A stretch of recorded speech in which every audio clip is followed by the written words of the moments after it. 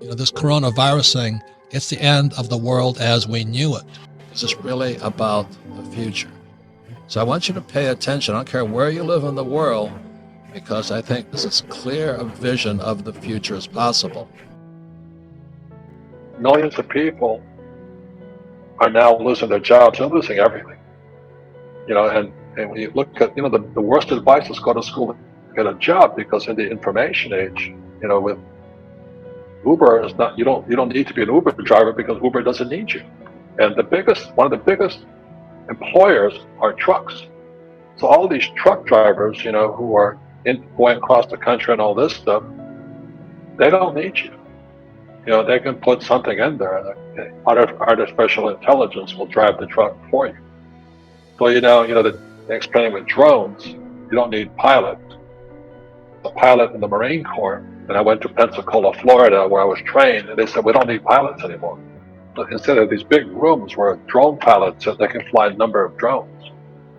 This is not the only time this has happened. It destroyed Zimbabwe, it's destroying Venezuela right now, destroyed Greece, and in modern times. And then World War II was created because the Weimar Republic, Germany, printed too much money. Same thing we're doing today. And hyperinflation is an age-old story where a guy goes to the grocery store with a wheelbarrow full of money, and he runs in the store to go buy, or she runs in the store to buy some food, and he or she comes out, the money was still there, they stole the wheelbarrow. And I think really that's the lesson that people should listen to there. The wheelbarrow is more important than your money. So we can note that. And throughout history, as the Romans have done it, they put fake metal inside coins. Nothing's changed. So it's not a new phenomenon. So what's going to happen if it keeps going up? The U.S. may default on its bond. Default means we can't pay you. And so that's why many countries now, different central banks like Bank of Japan, Bank of China, European Central Bank, they get a little spooked at the U.S. as we keep printing more money. They don't know we can pay our bonds. And that's what happened in September 2019. A shadow banking system went through. So I thought it was interesting that the Fed now rushes in to bail out the banking system you cannot see, and COVID virus pops up. Like, oh, that's kind of interesting. But I'm not going to go near that one. I've been warned. I don't know how long they're going to keep printing money and how much longer they're going to keep paying people to stay at home, and that's coming. But what's happening is the Fed is they're now saying to every company we're bailing out, like United Airlines or General Electric and all this, because the corporate sales ran their companies into the ground like Boeing. When the Fed bails out Boeing, they're going to take part ownership of the company. That's communism. So right in front of our eyes right now, we can see capitalism, socialism, and communism. That's what I'm concerned about. And the average person without financial education from our schools can't see it. They can't see it. So that's the future. And we have, as a world, have never been here before. And so is it a spooky time? Damn yeah. It is probably the most dangerous time ever. There's nothing to compare it to, because there's never been a world economy before. For example, 100 years ago, if there was a stock market crash in England, it didn't affect anybody. But now the US market goes down, the world goes down. So plus with social media and all this we're doing now, and so we've never been here before. And I'm excited about it because I make more money in crashes than I do when they go up.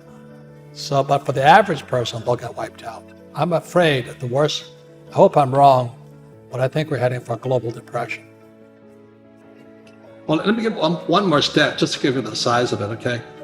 The national debt for World War II was $25 billion. Every day today, they're printing $125 billion. Every single day, that's like 5 World War IIs per day. They're printing so much money to keep this, think of a hot air balloon with a tear in it. And they're doing desperately trying to fix this tear, but no matter how hard they try, the tear has gone beyond, it's coming down. So in financial terms, it's called our debt to GDP has now gone from 60 to 90 to 105. It's going to 120. We're bankrupt. And they're going to print more and more money, which means savers are losers, just as I predicted. Your money is going to be worthless in a few years. So my message is the same as some of your other guests. This is metamorphosis time. Financial education, in Rich Dad's terms, is really financial transformation. And the definition of metamorphosis is very important. Metamorphosis, the definition is the evolution or the transformation from an immature form to an adult form.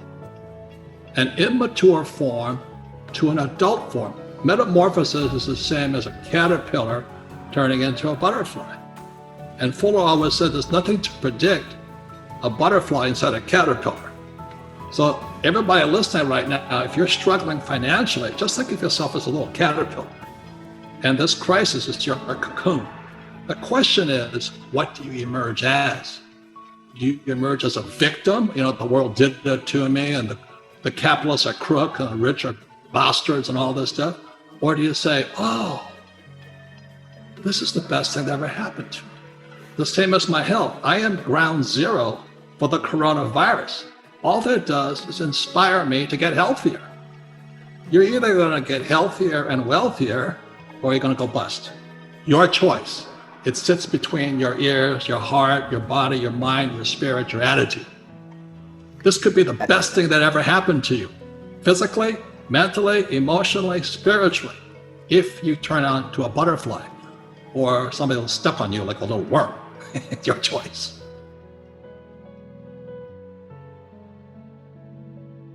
The most important thing you can have right now is not job security, but meaningful work. So you and I don't need the money, but our work is meaningful. And it's our meaningful work that gets us through the hard times. So the good news is my company is sold out. We cannot keep up with product. The bad news is the supply chain shut down, but that's a good problem. We have tons of cash. I have gold, I have silver. And I do have challenges in the real estate market, but that's going to make me stronger. That's my only attitude I can have. Otherwise, I just cry and say, well, the government should take care of me. I need a bailout. I need a stimulus. Well, the reason the rich don't work for money is number one expense is tax. See, there's three kinds of income: earned, portfolio, passive. So earned income is if I get a job, that's earned income. If I'm a doctor or a programmer, that's earned income because I'm working for it. If I buy, let's say, Apple for $10 and I sell it for $20, that's portfolio income, capital gains. Yeah. But passive income, which is cash flow, is never taxed. So it's not, and so these guys are screaming right now in America, tax the rich. I said, good luck. Because most of the guys complaining, they don't know there's three kinds of income. And the rich don't have jobs anyway. They have assets. And so the average schmo out there, poor guy, sent the kid to school, they don't learn this. So that's why in Fake, as you were talking about it, there's a newspaper article about Jared Kushner, and he explains how the Trumps and the Kushners don't pay taxes and make millions of dollars.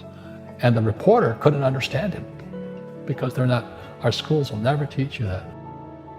The school system will never teach you about money. The school system was designed to teach you to be an employee or a doctor or a lawyer, a specialist, but never about money. My father was the head of education, PhD, all that stuff. I go home and ask him, said, why don't we learn about money in school? And he looked at me and says, because the government doesn't let us teach that subject. The government tells us what we can teach and what we can't teach. And I thought that was strange. And I said, but aren't we going to school to learn about money? He says, no, your job is to get a job. Poverty is passed on. It's taught in your families. And middle class is taught in families. And so the people right now who are sitting at home, who are struggling financially or worried about money or unhappy, they may be making a lot of money, but unhappy with what they're doing, it was probably taught to you. Your superego was taught get a job, work hard, or you'll never be rich, or the rich are evil, or whatever. And until you change your mindset, Correct. money won't help you, right? Correct. And we see that with people that win the lottery, people that make more money, they still have the same problem. Right. Because they have that poor man's soul. Correct. If you're poor, you'll always be poor. That's really hard for people to Yeah, understand. the money will disappear that fast. Just like most pro athletes, they make millions of dollars, and 65% are bankrupt 5 years later. It's because they come from poor families. Now you tell them that, they get very angry at you. It's not, it's the rich fault. It's you guys ripped me off, and government ripped me off. But unfortunately, what Mr. Lipton was saying, it's passed down genetically.